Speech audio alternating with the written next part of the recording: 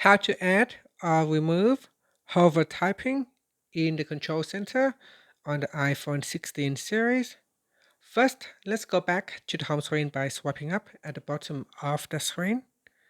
Now on the home screen, swipe down at the top to open up the control center.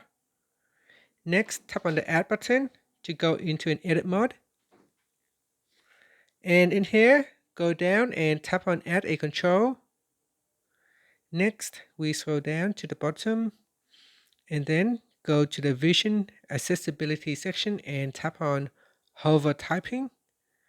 And that's it. To enlarge the widget, you can drag on the handle at the bottom corner here to make it larger, or you can make it smaller.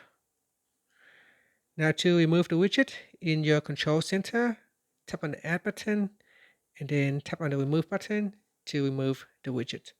So here I will add it back in. And then if we go to the control center, you can tap on that to turn on hover typing or to switch it off. And that's it. So that's hover typing. Here, if I go in and say test, you can see hover the typing over the top here, showing you what you type. And that's it. Thank you for watching this video. Please like and subscribe to my channel for more videos.